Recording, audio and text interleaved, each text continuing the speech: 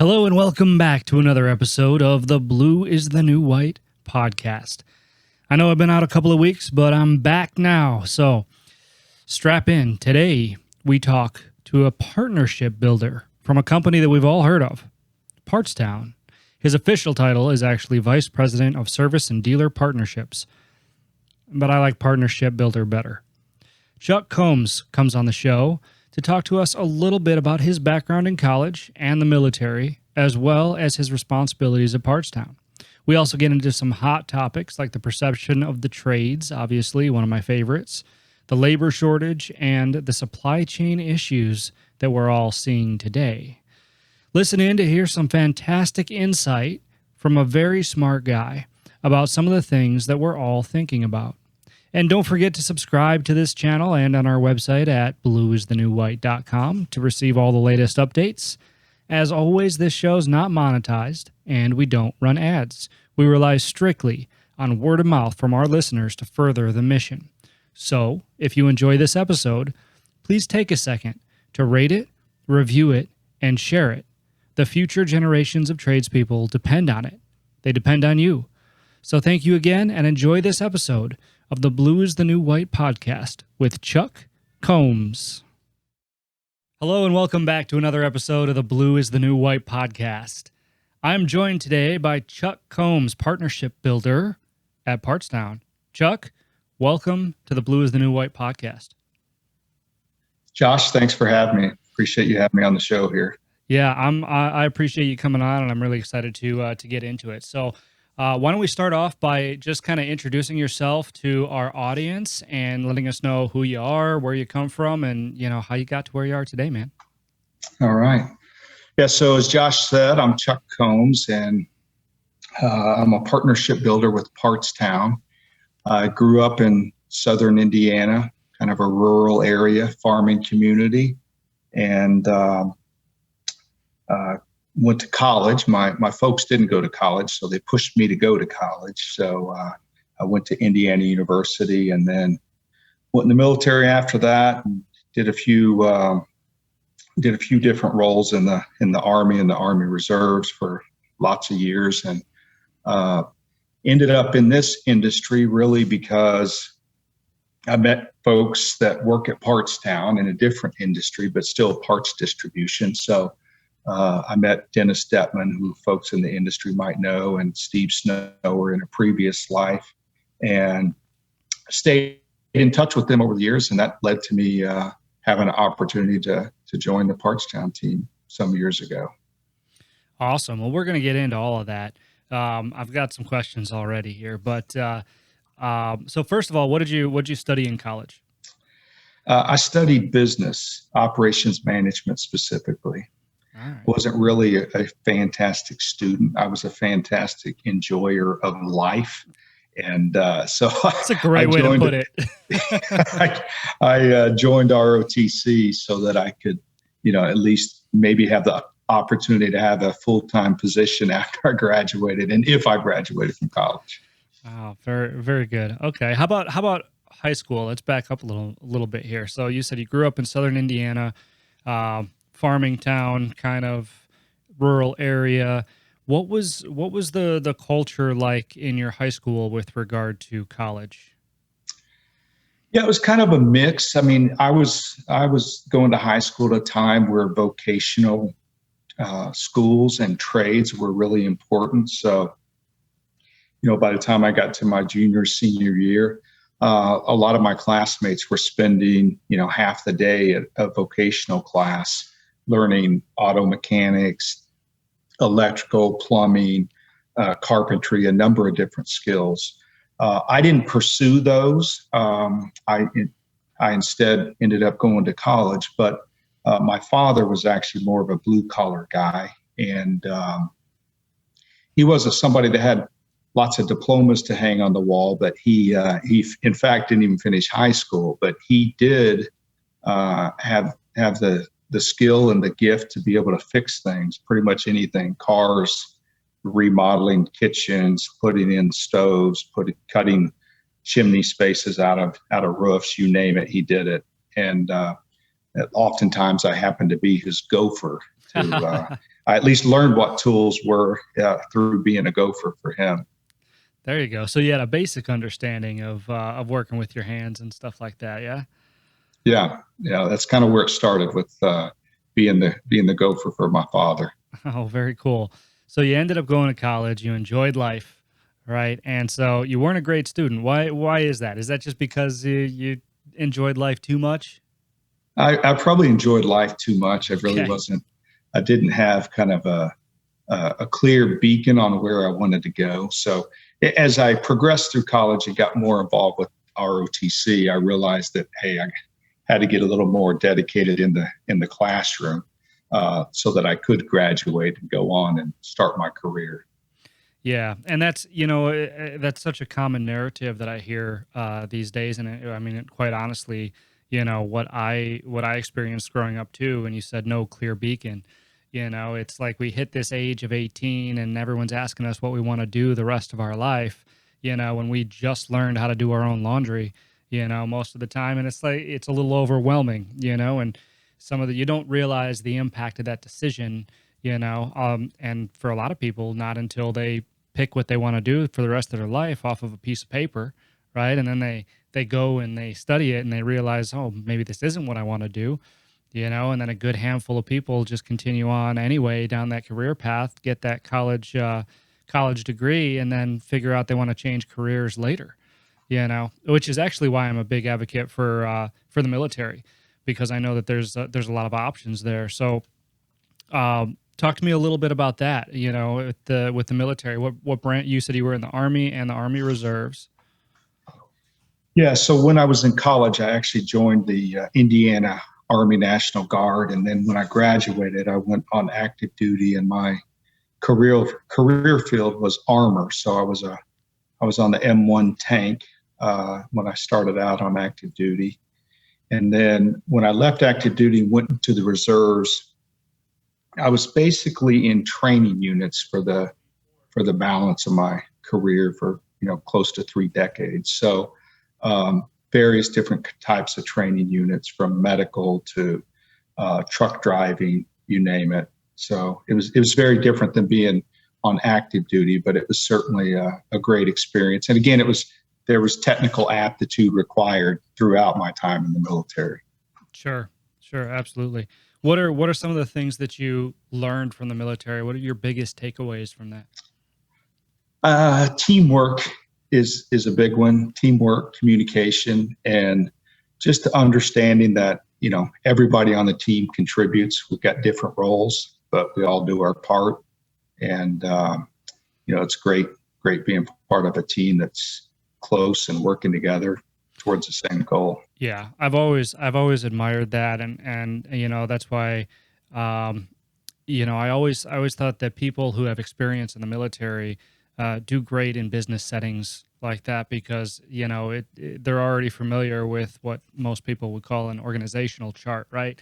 In the military, in the form of hierarchy. So, what I've found, we've brought on a few vets here at Windy City, and they're phenomenal. When it comes to that and being disciplined, following the chain of command with regard to communication, like you said, teamwork, still being able to collaborate, with one another. And so I think there's a lot of good qualities there, that prepares people for the actual real world.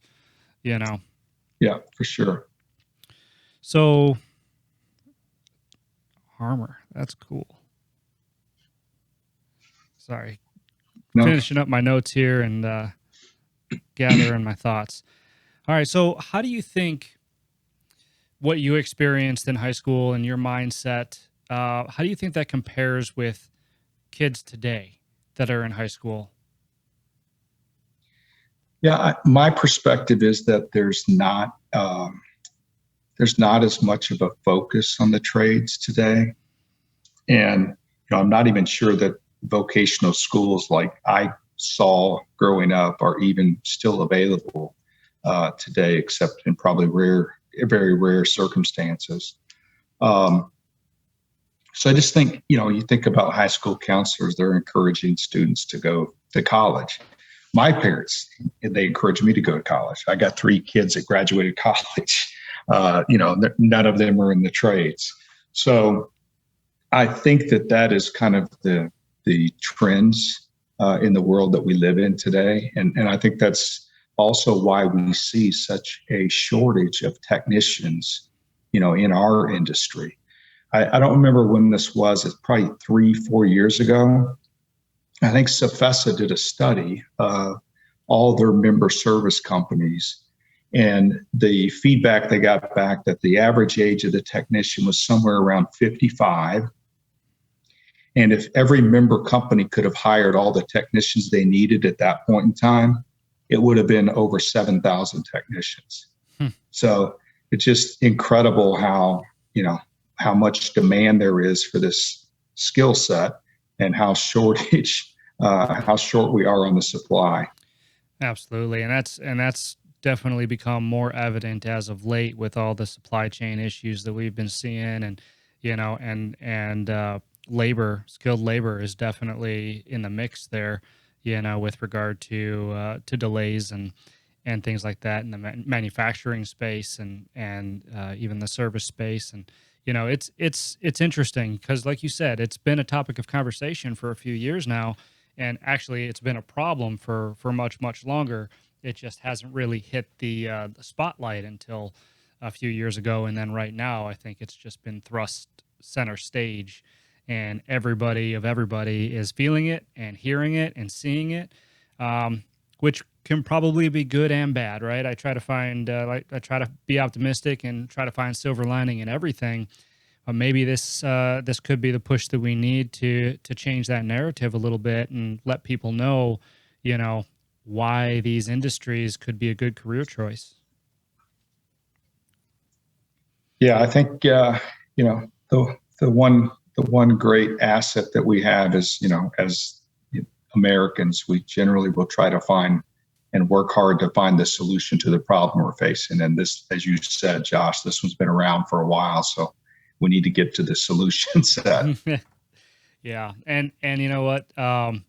It's interesting because the first step in solving any problem is admitting that there is one, right? And now we have all done that. We've all done that very well. So it's about fixing it. So, in your opinion, and this is probably a broad question, but answer it the best that you can if you could. Why did this happen? Now, going back to the start, why are we seeing a shortage like we are today? Yeah, I think there's a perception that going to college is the better path or the best path for America's children, if you will. I don't think there's a really good awareness. I didn't know about food service technicians until I got into this industry and started my career at Partstown. We've all gone out to eat somewhere for grandmother's birthday, an anniversary, you name it. And none of us really, prior to having experience in this industry, probably gave any thought to all the work going on in the background to make sure that birthday dinner came off without a hitch. So I think it's some combination of many different factors. I do think that, what the food service technician brings to the party is incredible in terms of the skill set. I mean, you think about problem solving and making a difference every day. I mean, from bell to bell, that's what they're doing, right? They're running calls, they're solving somebody's problem. Some operator out there is having difficulty. And at the end of the day, that anniversary dinner, grandma's 90th birthday dinner, there's some special event on the front side of the house that doesn't happen without, all the great work that the technicians are doing. So I think it's been, a lot of factors. I think it's over many years have contributed to kind of where we're at today. And quite frankly, I would say that, the value of a college education is, it's probably overvalued. I mean, the cost for college today is, the price of tuition and the rate at which it has accelerated is just exponential. It's through the roof. And you really wonder, can can a young man or woman graduating from college with 80, 100, $150,000 in debt, is that really the route to go? Yeah. Oh, absolutely. And you bring up a really good point, right? Because it really, at the end of the day, it's not about the cost of college. It's about the ROI, right? It's about how you can utilize that cost to live a fulfilled life, to make a good income, to consider yourself successful, and it's very hard to do when you're starting off your career at $100,000 in debt, because then you have to take a serious look. If you were one of those kids that picked what you wanted to do for the rest of your life off of a piece of paper because it sounded cool or somebody told you should, and either way, unless you know what you want to do for the rest of your life at a very young age, you probably didn't do a ton of research into what that actually meant. It's the same reason why people think plumbers just change toilets all day long, right? It's, we just don't have that knowledge yet, but the ROI is something that we really have to pay attention to, because if you're $150,000 in debt and, you may come out of college and get a job making, $70,000 a year, $75,000 a year, which is way high for, an entry level position out of college. But at a $150,000 tuition, you would think you'd probably fall somewhere around that. But then you have to compare that to, well, what if I spent $0 and I started at, $45,000 a year, but then I worked for 4 years. And in my experience in the skilled trades, raises don't happen at 3% every year, which is the national average for a raise, right? But in the skilled trades in this day and age, at least, it's spoken about more in dollar amounts than percentages, which it's not uncommon for it to be anywhere from 5%, 8%. I've seen 10, 15%. So by the time you work those 4 years that you would have spent in college, or if you're spending 150, probably 6 years in college, you're right at that wage with zero debt. And that's what people need to understand. Not to say one is better than the other, just to do your research. Yeah, absolutely. So let's talk a little bit about, kind of what you've learned since you've come on with Partstown about the people in the industry. I'm really curious about that, because I think that if we want to market this industry, we want more technicians, we want more people in it, we have to highlight all aspects of it, not just, hey, this is how much money you make. Yeah, you're going to work hard, but really the characteristics that it builds. So, some of the people that you've met and been surrounded by, does anything stand out with regard to their character or personality? Yeah, I would say that across the industry, it's salt of the earth, hardworking, honest, men and women who pour themselves into their jobs, into their careers, and they work hard to make a difference. Many of them become entrepreneurs. It's a great, start out as a technician, and many folks end up running and owning their own businesses. So, for me, it's inspiring when I go meet with our customers and learn about their business and hear about, how did they start? Where are they at today? And in many cases, they create a business and a legacy that they pass on, to their sons and daughters and other family members. And so it's really inspiring to be around that, because in my view, that's the heartbeat of our country. And that's what makes us tick, small business. And that's what our industry is really all about. I couldn't agree more with you on that. Small business is definitely the heartbeat of our country. And, there's a lot to be said about that. But something that you just said, kind of hit home with me, because it's something important. I think that we should all recognize, all the listeners listening right now. But you said that they work hard to make a difference, right? And at the end of the day, that's true. They work hard to make a difference, except it's not being sold that way, right? It's being sold that they work hard for somebody else. They work hard for, because somebody's telling them to. But the reality of the matter is, especially in the service industry, is that's what we do, right? We serve. And, the next generation coming up right now, I've talked to a lot of them, and the mindset is the same. I want I want to make a difference. I want to make a difference in my community. I want to make a difference in my city, my state. I want to change the world. You know, that's a big thing, right? That's a big pride point for people. Yet we're not saying in schools, hey, if you want to really make a difference, why don't you get into a trade that actually helps to manufacture a difference, right? No pun intended, kind of. But I mean, that's really the bottom line. Is I think that we need to talk about it a little bit differently. Uh, so from your perspective, what are your thoughts? I think you are spot on in that. And I haven't looked at it that way, but I think it's a great point that it is about serving. It is about pride and having pride in your craftsmanship and making a difference. I will tell you a story that I think this is kind of testimony to, back to your question, what are the people in this industry like? So I was with a customer. He was in a McDonald's. McDonald's was his customer. And he was talking to me about how he got a start in the industry. And he was talking about how schools, one of his customers was his school system. And he had said that, hey, I don't charge them, any overtime on the weekends. I just go service them. And he went on to share with me that when he was growing up, many times the school was the place he could count on for his breakfast and his lunch meal.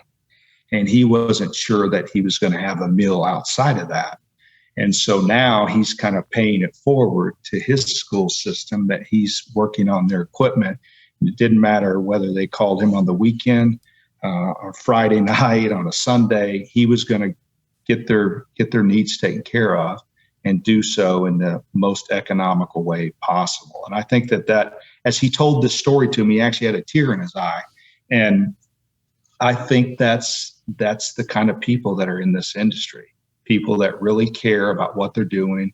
They care about making a difference, and they have pride in what they do. So it's a great place to be. Yeah, no, and that's a great story. And I think it sums up a lot of the personalities that I've met in the industry as well. Just that general appreciation, right? And because look, we're not going to lie, trade work oftentimes is very difficult. I mean, that applies to the front end and the back end. In the field, it's very difficult to turn wrenches. Especially, look, my headquarters is in Phoenix, Arizona. I got technicians on the rooftops. It's 120 degrees outside, which means it's probably 140 up there. That's these are pretty superhumans to be able to actually stay up there for hours upon hours at a time and repair a piece of equipment so their customer can be comfortable. There's a lot to be said about that. And even on the back end, right? Like, my position here in the office and your position over at Partstown, I mean, it's hard work, right? Because the processes and the systems and the relationships and all of these things that have to be built, in order for the technician to serve, we're responsible for. And so it's really a collective, which brings me full circle back to your teamwork, right? And it's definitely, it's a whole ecosystem that people just don't understand. And maybe partly because it is so complex when you really get into the nitty gritty. And partly because, of the perception that's existed, that you alluded to before. So a lot of rewarding stuff. But now I'm kind of curious about your position as partnership builder. What does that mean? What do you do there at Partstown to build these partnerships? So, again, my customers are service companies primarily and equipment dealers. So our focus is to know our customers, to develop relationships with them, to know them as human beings and as people and as friends. And really, ultimately, our customers are friends. Many of them we are friends with our customers. And I have a whole team of customer experience folks and some other partnership builders. That's really our focus. To, our customers are in the break fix business, and quick, fast, and in a hurry business, and it's our job to try to do everything we can to serve them by helping them identify the parts they need and get them the parts they need so they can go do their job. Yeah. So what would you say the most rewarding part of what you do is? I would say it's interacting with our customers, engaging with them, getting to know them, understanding what it is we can do to be a better support and partner to them, and then performing their function in this ecosystem that you're describing. Yeah. And I would imagine that that's rewarding too, especially, when it pays off, right? When somebody, and it's the same for a technician in the field, by the way, but when somebody looks at you and somebody says, thank you 1,000 times, thank you for what you did for me, that carries a lot of weight with it, and I think that above and beyond any monetary value, everybody wants to be in that position to be thanked, right? Because at the end of the day, it is about people. I mean, we as humans are very social creatures, and I think that we're very, tribe-like by nature, and we want to do good by our peers. We want to do good by our fellow humans. Some of them are assholes, but we deal with those, and and it is what it is, but it is rewarding. And I'll tell you, all the technicians that I have on my team, I know that their end goal is they're striving for that thank you. They're striving for that appreciation. And that's a strong driving factor when you're talking about, the intricacies that we deal with on a daily basis. Like you said, break fix, everything's an emergency. You're talking about, supporting somebody else's business, somebody else's livelihood, somebody else's ability to feed families and their own. That's a big weight to bear. And it's not for the faint of heart, but that's why this industry is made up of heartfelt people.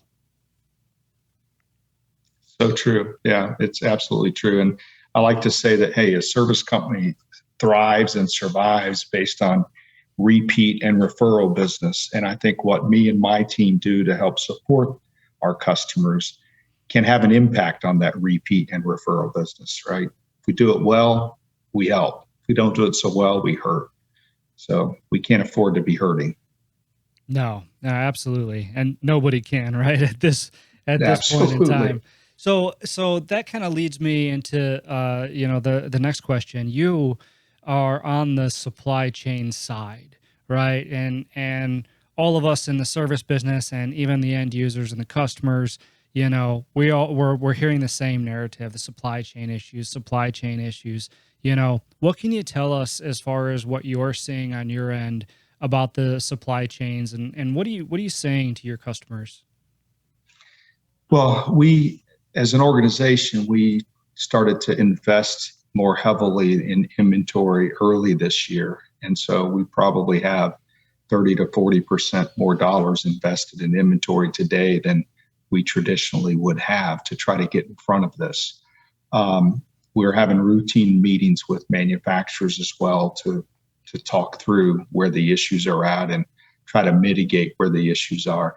But at the end of the day, Josh, it's kind of like the issues are what they are, and the best thing we can do is kind of understand what those are and communicate with our customers where they're going to have an impact on them to the best of our ability. I mean, today a lead time might be 15 weeks. Tomorrow that lead time might become 25 weeks. So, the best we can do is be transparent, share the information we have, and try to be proactive in our approach to sharing that information. Yeah. Yeah. Which is why the relationship aspect of what you do is so important, right? Because, I'm a big believer that, if somebody only hears from you when there's bad news or when they have to, it's a completely different feeling, right? Than if you maintain that relationship and reach out just to say, hey, or whatever it may be. But the other part of that, kind of like we were talking before the show, is that right now at this point in time, people understand, right? They're pretty understanding. And yes, of course, they still have businesses to run. Yes, of course, they're going to do everything they have to do in order to get up and running, and no one's going to fault them for that. Just like they're not going to fault us for telling them that, hey, this is what it is. It's got a 15-week lead time or a 25-week lead time, you know? So as far as the understanding aspect, what are you seeing from your customers? I would tend to agree with you that overall, I think we are, as an industry, we're aware that we're all facing these challenges and we're in it together. So I think the understanding and the grace might be just a little better today than maybe it has previously, because everyone is aware, and there's a lot of information out there about it. Whether whatever industry you're in, everybody's experiencing it on some level. Yeah, absolutely. And this is a tough question to answer because even the economists of the world struggle. But what do you see from your perspective in the future? I mean, as far as the continuance of this, or the like. Yeah, again, I don't have the crystal ball on this, but I don't think that we're going to shake this off anytime soon, even well into 2022. It would not surprise me if we're dealing with this time next year. Yeah, that's kind of what I was thinking too, and not what anybody wants to hear, of course, you and I included. But again, in an effort to be transparent, we can only predict. I mean, I don't. You say you don't have a crystal ball. Mine's sitting over there, but I did see it. I saw it earlier. no. But again, circling back to the industry and the benefits of it, this is part of what we deal with, and it's exacerbated right now because of the lack of talent, the lack of skill, and so hopefully what we can learn from this, number one, is that this industry needs more people, right? Not just technicians, but people in general. And if we can do that, the next time this happens, because I promise you it won't be the last time that something like this occurs, maybe we could be a little bit better prepared. At least that's the hope in my mind. Yeah, and you said it earlier, Josh. It is a people business, and having good people and having enough good people is that's the start to being successful. Yeah, absolutely. All right, just a couple more questions for you, Chuck, and then we'll wrap this up. But I'm curious, number one, what would you say to somebody that was contemplating a career in a skilled trade industry like this one? I would encourage someone to pursue a career in our field, and certainly becoming a food service technician. I think somebody that enjoys problem solving, that has a desire to make a difference and to make an impact and have some autonomy in their daily life, and a lot of different experiences throughout the course of a day. So it's certainly challenging. As you mentioned earlier, maybe the work environment is not the easiest environment, but it is very rewarding for sure. So I would encourage folks to consider the career and certainly pursue it. Absolutely. As my dad would say, it's not just a job, it's an adventure. And that it is, and so those who enjoy something new every day, and solving problems and things like that, and challenging yourself is big. But that I agree, you get that and then some in the trades. All right, last question for you, because I'm super curious about this. We touched on it a little bit before, the definition of success, right? And one of my things is that everybody has a different definition of success. Sometimes that's $1 billion. Sometimes that's, the ability to take a 2-week vacation in Bora Bora, some, whatever it may be. What is your definition of success? To me, success is achieving whatever it is you're setting out to accomplish. Maybe it's raising a family that you're proud of, a family that you feel is, got good values and making a difference in their community. Maybe it's achieving a sales goal. Maybe it's hiring a certain number of technicians for your team.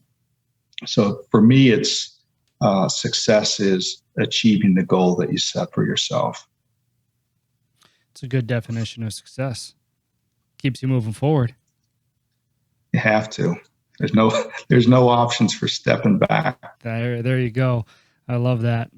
I used to have, I think it was my wife that got it for me, but I used to have a notebook that said, I got rid of the reverse gear, or I don't remember. I'm going to butcher it, so I'm not even going to say it.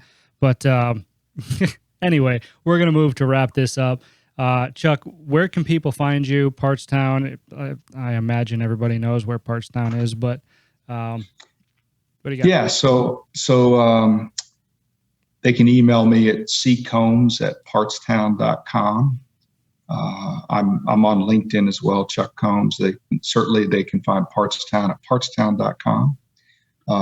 So look forward to being of assistance however I can, whoever might want to reach out. Awesome. Well, Chuck, thank you so much for spending your valuable time with me and coming on the show. I'm sure my listeners are going to appreciate it and get a lot of insight from this episode. Well, thank you for having me, Josh, and really appreciate it. Look forward to continuing to stay in touch. Absolutely. Take care. Thank you.